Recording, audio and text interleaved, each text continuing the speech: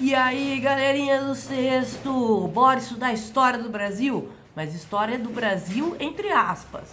História do Pindorama Tupi, que era realmente um nome, né, anterior que eles davam para esses territórios onde os indígenas viviam. Outra coisa que eu gostaria de dizer, muitas vezes a gente estuda errado a história da colonização do Brasil, tá? E quando eu digo isso é o seguinte: o Brasil não foi colonizado como uma terra vazia. Haviam milhões de indígenas aqui no Brasil, né?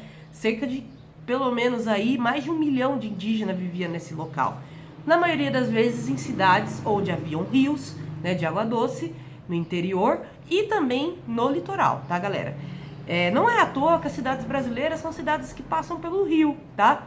Essa configuração geográfica não foi só os portugueses que deu, foi os indígenas principalmente. E isso também denuncia que nesses locais onde passam rios haviam populações indígenas e, de certa maneira, a gente se pergunta o que aconteceu com elas, sendo que na história oficial do país, por muito tempo, elas sequer eram mencionadas.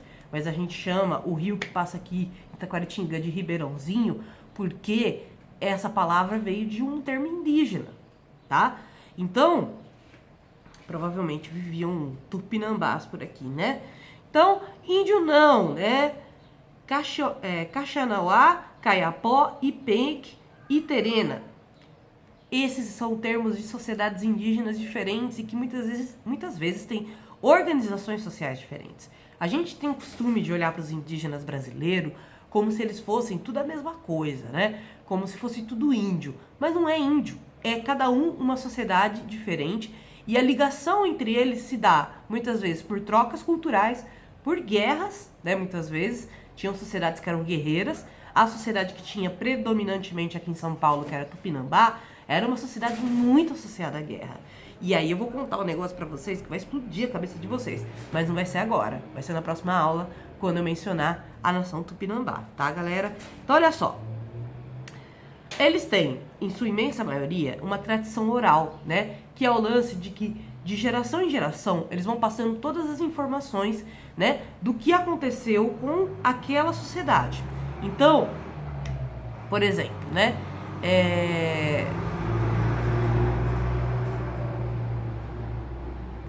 Existem indígenas, galerinha, tava esperando passar o barulho, né? Que basicamente sabem falar com detalhes como foi a colonização, porque muitos dos seus parentes anteriores, né? Essa palavra parente, eu não sei se ela tem uma origem portuguesa, mas é um termo que os indígenas usam muito para se referir aos seus ancestrais, né? Seus parentes anteriores, eles, como que eu posso dizer? Foram passando toda a informação do que aconteceu com eles desde a origem da sociedade, né? Isso a gente chama de tradição oral. Muitas vezes eles têm uma noção de história tão ampla quanto a gente, porque eles têm esse compromisso de manter a sua história viva através da oralidade, tá, galera?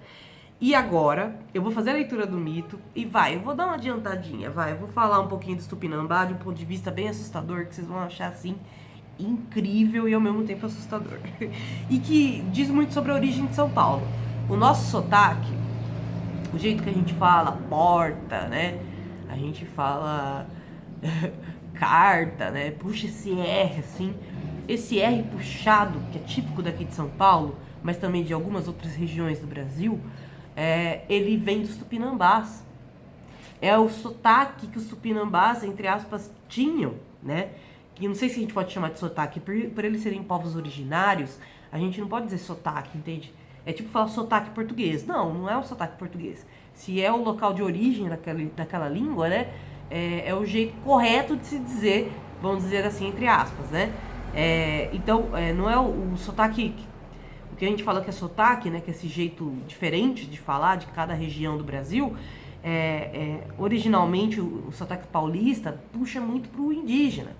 Até o D, o T, do jeito do paulista falar, também puxa o indígena, tá? E também eu vou falar uma coisa muito importante, galera. É muito errado a gente achar que o indígena vive como ele vivia lá 500 anos atrás, hoje, né? Então você acreditar que o indígena ainda vive, em sua imensa maioria, em aldeias, né, isoladas da humanidade, é errado. e até acaba sendo uma maneira que gera preconceito. Por quê? Quando a galera vê um indígena andando de carro, vê um indígena se formando na universidade, como tiveram muitos desses últimos anos, vê um indígena usando uma roupa, como que eu posso dizer? Uma roupa comum da nossa sociedade, vê um indígena com celular, com computador, a pessoa fala, mas esse indígena não é de verdade. Gente, a gente faz um monte de coisa dos indígenas também, a gente copiou um monte de costume deles, né? Eu vou falar o único, o básico de todos, que é tomar banho todos os dias. E nem por isso as pessoas falam pra você, você não é europeu de verdade, você toma banho todo dia, você tinha que tomar banho 2 vezes por ano pra ser europeu de verdade. Gente, não é assim, sabe? Por mais que eles mantenham suas tradições como forma de manter sua cultura viva, muitas sociedades, não todas, no Brasil ainda existem sociedades isoladas da Amazônia, né? Que estão inclusive sob ameaça por conta do desmatamento, que é um caso bem grave. É curioso saber que os indígenas são os maiores protetores do meio ambiente que a gente tem de fato, né, na história do Brasil, porque eles que sim, que protegem e preservam a mata, né? E se relacionam com isso muito bem. Mas, como que eu posso dizer, gente? Me perdi no assunto, fui falando e acabei me perdendo. Como eu posso dizer? Muitos indígenas vão estar falando a língua deles e o português que a gente fala até hoje, né? E a gente teve, inclusive, uma candidata a vice-presidente, que foi a Sônia Guajajara, que justamente o sobrenome dela tem a ver com a sociedade indígena da qual ela pertence, né? Ela é líder dos povos indígenas, inclusive, uma das líderes, né, dos povos indígenas, e ela concorreu à presidência do Brasil em 2018, a vice, né, no caso. Então, isso não, a gente separar a nossa sociedade dos indígenas faz, olha que paradoxo. O que significa paradoxo, meus ferinhas? Paradoxo significa quando uma coisa parece tipo assim, quando uma coisa entra em contradição, né? Eu vou dar um exemplo básico de contradição, que é o paradoxo aí. Quando o ser humano usou a ciência, que é um negócio que a gente usa para nossa sobrevivência, lembra das aulas de primeiros humanos? A observação da natureza foi o nosso primeiro contato com o nosso lado científico, certo? E aí a gente conseguiu desenvolver várias técnicas, inclusive a técnica da agricultura, do fogo. Então, a ciência tem muito a ver com a nossa evolução, né? Mas o ser humano, recentemente, historicamente falando, usou a ciência para criar armas. Para que serve uma arma? Para matar outro ser humano. E aí você se pergunta, como assim o ser humano usou um negócio que tem a ver com a evolução dele, com a sobrevivência dele, para criar um negócio que mata o próprio ser humano? Isso é um paradoxo, entende? Isso é uma coisa que é um paradoxo, tá? Então, pensei numa besteira que eu não vou mencionar. É tipo quando a sua mãe fala, seu filho da... Aí você fala, mas mãe, você é minha mãe, né? Isso é um paradoxo, né? Vamos dizer assim, entre aspas. Então, assim, é um paradoxo a gente olhar as sociedades indígenas só como sociedades diferentes, simplesmente, e que não estão conectadas em 2020, a 2020, inclusive, que estão lutando pela sua sobrevivência até hoje. Não foi só lá na colonização que os indígenas foram atacados, eles são atacados constantemente na história do Brasil. A cada século da história do Brasil, 100 mil indígenas pelo menos foram morrendo, do que a gente consegue ter acesso. Ou seja, 500 mil indígenas foram assassinados ao longo da história do Brasil. Por processos de colonização, ora por processos de tomada de terras indígenas, como acontece até hoje, né? E aí, pessoal, tem um historiador incrível, que é o Ailton Krenak, que é um historiador indígena, que ele participou de um fato histórico da história do Brasil muito... eu ia usar um palavrão, muito da hora, que é na Constituição de 1988, quando foram inseridos muitas lutas sociais, né, como direitos políticos de todo cidadão brasileiro. Um desses direitos é a demarcação de terras indígenas, que coincide justamente com a questão do meio ambiente, como eu falei. Os indígenas não só preservam o seu espaço, o seu território, né, que é um direito, gente, pelo amor de Deus. Esses povos eram donos desse território. A gente expulsou eles das próprias casas, a gente roubou as casas deles. Eles terem direito a um espaço de terra é o mínimo pedido de desculpa e retratação histórica que a gente pode fazer, né, com esses povos. E o Ailton Krenak, quando ele vai ler essa parte da Constituição de Direito à Demarcação de Terras Indígenas, ele pinta o rosto dele todo de preto, que era simbolizando o lado guerreiro do indígena, né? Que era muitas vezes o que os indígenas faziam antes de entrar em guerra, né? Então, ele fazendo esse ato enquanto ele lê os direitos indígenas lá no Senado brasileiro, né, em Brasília, e falando sobre essa emancipação dos povos indígenas, ele demonstrou, ele é historiador também, né, formado em história, ele demonstrou de maneira simbólica o quanto aqueles indígenas precisaram guerrear e lutar e muitas vezes morrer no meio dessa guerra para ter aquele direito, né?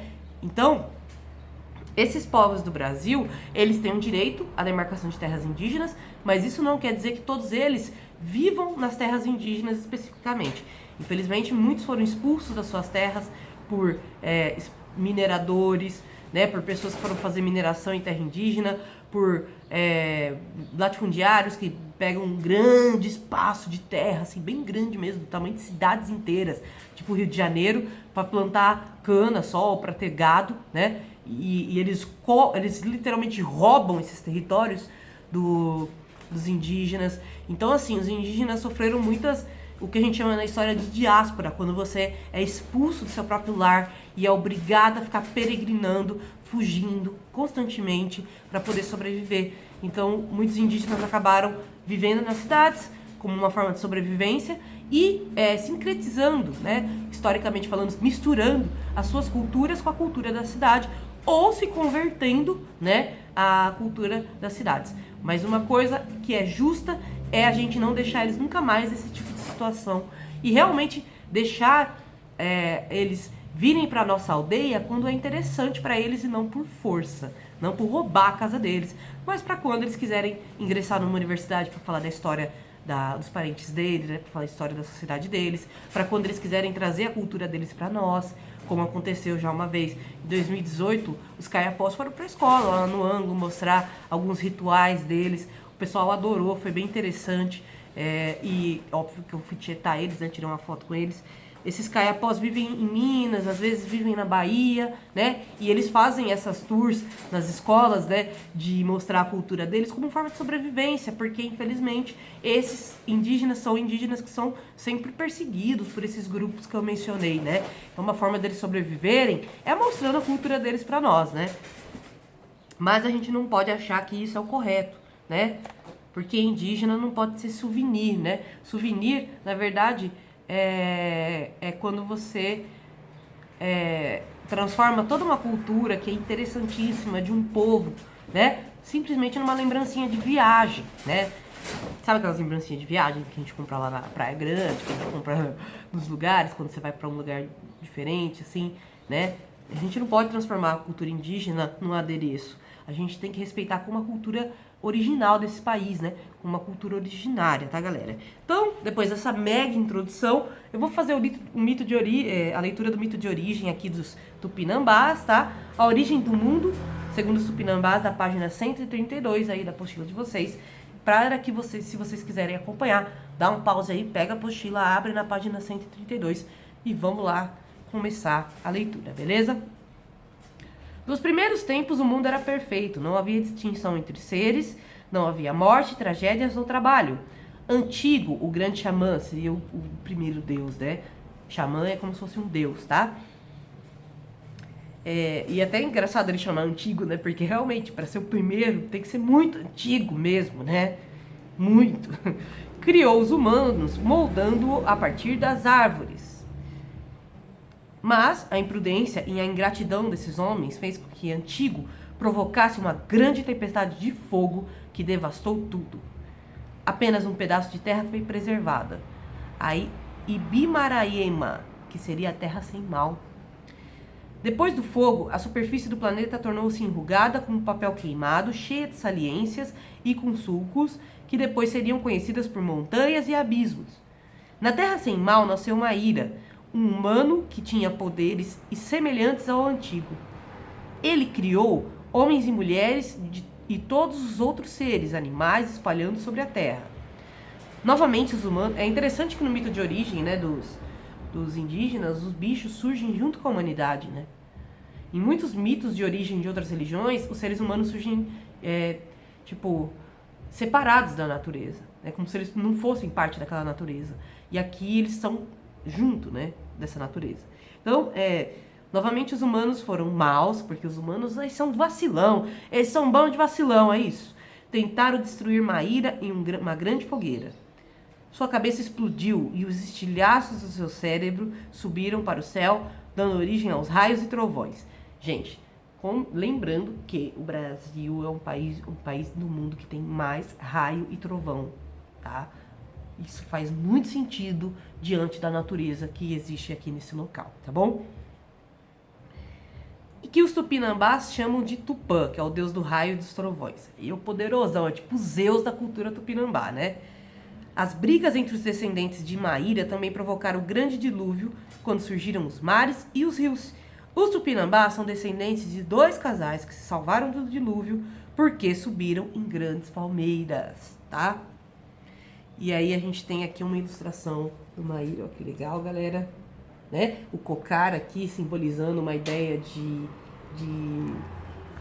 que até vai virar o símbolo dos povos indígenas, né? Vai virar a coroa deles, né? Entre aspas. E aí, pessoal, aqui na outra página a gente vai ter as pesquisas arqueológicas que permitem saber sobre os passados dos indígenas brasileiros, ou seja, os primeiros humanos anteriores ao processo de cultura e civilização, né, desses humanos.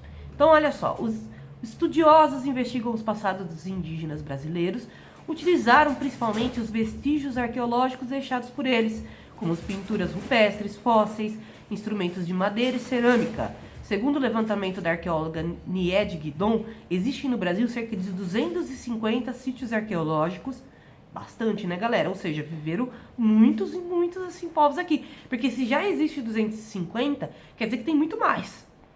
É que a arqueologia no Brasil é difícil, galera. Às vezes a gente descobre um objeto arqueológico numa propriedade privada e o dono da propriedade privada não deixa fazer o escoamento daquele local, porque, de certa maneira, vai prejudicar, entre aspas, um pouco a propriedade, porque você vai abrir a terra, né, e tudo mais. Porém, vai acrescentar muito pra gente enquanto ser humano, né? É triste essa ignorância. Tipo, eu não quero que mexa na minha terra parada, não. Nossa, cara, mas a gente achou uma cerâmica aqui de 10 mil anos. Não, eu vou plantar milho aí em cima, sabe? Difícil às vezes entender as prioridades dos seres humanos brasileiros, né? A gente não, às vezes, parece que a galera não quer. É uma galera que ama a história dos outros países, mas parece que odeia a própria história, né?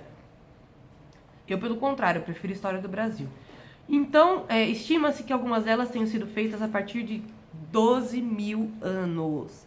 Então, no Parque Nacional da Serra da Capivara de São Raimundo Nonato, no Piauí, foram encontrados muitos vestígios arqueológicos, tá, galera?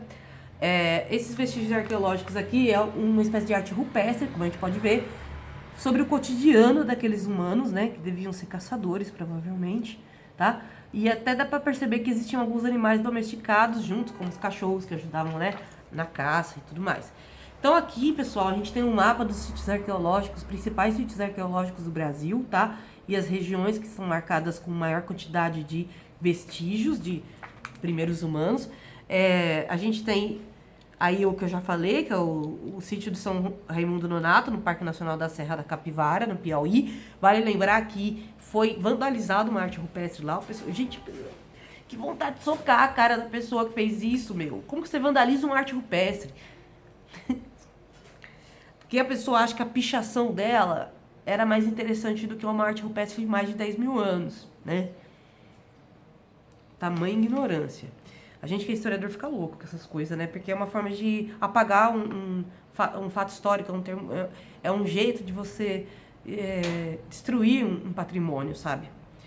Então tem o sítio de Lagoa Santa em Minas Gerais, não por um acaso, porque Minas, por ter tido muita mineração, né? Não é à toa que chama Minas Gerais, teve muito objeto arqueológico também encontrado, né? Não é à toa que Minas também tem muito museu, né? Que eu amo, inclusive, meu Deus.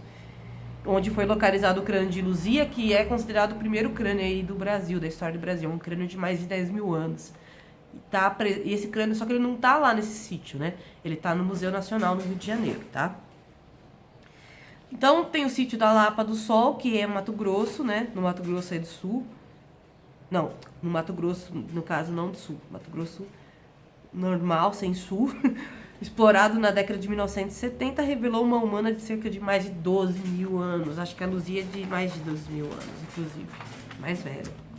E aí, pessoal, a gente tem um mapa do Brasil mostrando os primeiros grupos humanos, né?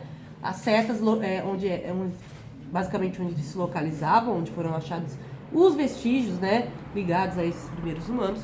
Então, o primeiro grupo humano, a gente vai ter os coletores do interior, que era no centro-oeste, no nordeste, nas florestas do sudeste e no sul. Esses coletores eram humanos que tanto colhiam frutos, né, na natureza, quanto também elementos. Eles viviam de caça, tá, galera? E eles tinham uma característica de fazer muitos objetos cortantes, muitos objetos para caça. Então a gente imagina que esses grupos estavam sempre transitando pelo território, eles não ficavam por muito tempo. Eles usavam um local, por isso que em tantos locais, acho que foi achado vestígios deles, né? Eles usavam os locais para caçar, quando eles percebiam que estava tendo um esgotamento daquele local, eles iam para outro, então eram grupos nômades, né? São grupos que não ficam fixos num endereço, né? E aí a gente tem também os sambaqueiros do litoral, que seria que se estendem desde o Pará ao Rio Grande do Sul, ou seja, basicamente quase toda a costa brasileira, né?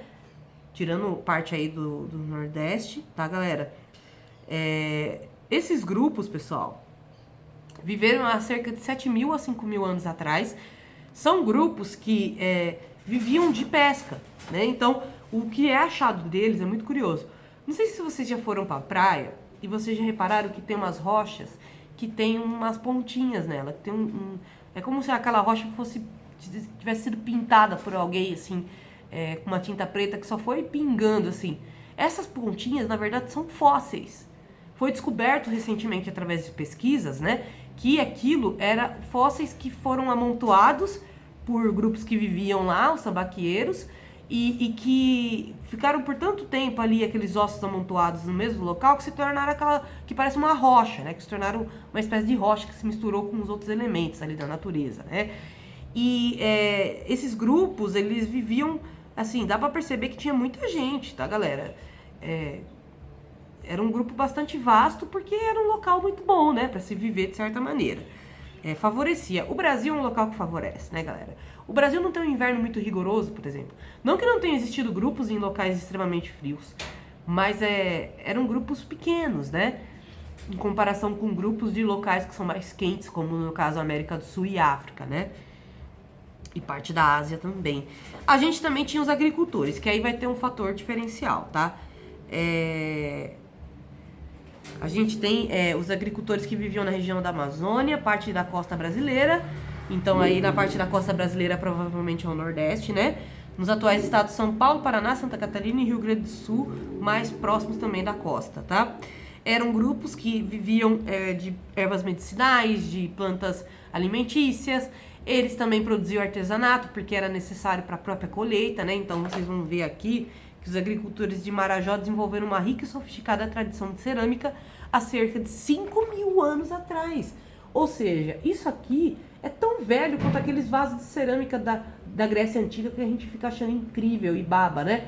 E aqui no Brasil teve há muito mais tempo, né, galera? Esse tipo também de concepção artística dos Kyokuru, conhecida pelos arqueólogos no sítio X11, é a maior cidade pré-colombiana já descoberta na região de Xingu, que é na Amazônia, que até hoje vivem indígenas lá, né, galera? Há cerca então, de 110 anos abrigavam 1.000 pessoas ou mais e serviam de eixo central para uma rede de aldeias menores, ligadas por estradas. Nessa área viviam povos que, segundo os vestígios, conheciam a matemática e engenharia. Os povos que viveram aqui em Xingu, tá? Matemática e engenharia, galera. A gente tem mania de achar que só na Europa desenvolveram a ciência, né? Porque a gente aprende desde cedo que a ciência europeia era muito boa. Mas as civilizações africanas e ameríndias, né? Essas civilizações indígenas, elas desenvolveram também muita ciência. Mas muita ciência mesmo, né? Tanto que os portugueses copiaram muitas coisas dos indígenas. Vou dar um exemplo, por exemplo, de cultivo, né? Que os indígenas faziam era a roça. O que é uma roça? Não é uma monocultura. É um local onde você planta vários e vários tipos de comida diferente para poder alimentar-se daquilo, né? Para viver só da roça, basicamente, além da caça, né? Da colheita, da pesca, né? E aí, pessoal, os portugueses copiaram essa ideia, tanto que muitos agricultores até hoje têm a roça, né? Que é uma área que não tem só um tipo de cultivo, tem vários, né? E vamos dizer que os indígenas tornaram o Brasil uma grande roça, na real, né? Eles configuraram o território brasileiro do jeito que eles queriam, tá? É incrível, né? Parece até uma parada meio alienígena, né? O jeito que os indígenas organizavam o território, eu acho muito da hora. Então, meus queridos, vocês vão fazer o exercício da página 136, aí, atividade 1, pra mim. Espero que vocês estejam bem. Bom final de semana pra vocês e até a próxima.